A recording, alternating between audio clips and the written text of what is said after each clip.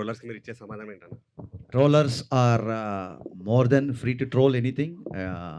బేసిక్‌గా దాన్నేమంటారంటే I take constructive criticism. This scene was not very well written. It would have been much better.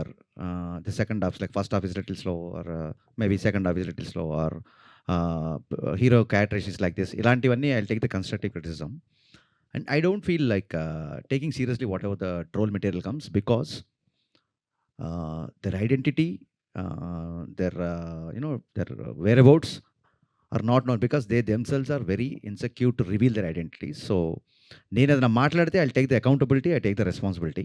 వాళ్ళ accountability, responsibility లేనోళ్ళు చీకట్లో 4 రాళ్ళేస్తున్నారు కదా అనుకుంటే, నాకు చేసిన ట్రోలింగ్‌కి నేను ఎప్పుడో ట్విట్టర్‌లో వదిలేసి వెళ్ళిపోవాలి నేను. సో నేను దానికి ట్రోలర్స్ గురించి, దాని గురించి కలెక్షన్స్ ఇయి ఏదేదో మాట్లాడుతుంటారు. I don't take much. అలాంటి నేను ఎప్పుడో చెప్పా కదా, ఇంట్లో నుంచి నేను సినిమా డైరెక్ట్ చేద్దాం అన్నప్పుడు ఫస్ట్ ట్రోల్ చేసింది మా అమ్మ, మా నాన్న.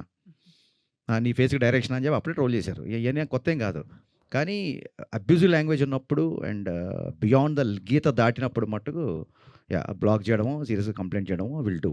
ఇంత పెద్ద సినిమా, ఇన్ని యాక్షన్ సీక్వెన్సెస్, 2 సాంగ్స్, డాన్స్, ఇన్ని డైలాగ్స్, వీళ్ళంతా కాన్ఫ్రంటేషన్ ఇవన్నీ చేసి లాస్ట్ మినిట్‌లో మ్యూజిక్ డైరెక్టర్ మారినప్పుడు మళ్ళీ మ్యూజిక్ డైరెక్టర్‌ని బ్యాక్‌గ్రౌండ్ స్కోర్‌కి తమన్ని తీసుకొని మళ్ళీ ఒక రకంగా దాన్ని ఏమంటారు ప్రీపోన్ అయినప్పుడు మళ్ళీ 19థ్‌కి అంటే 16థ్‌కి మేము కాపీ చేయడం.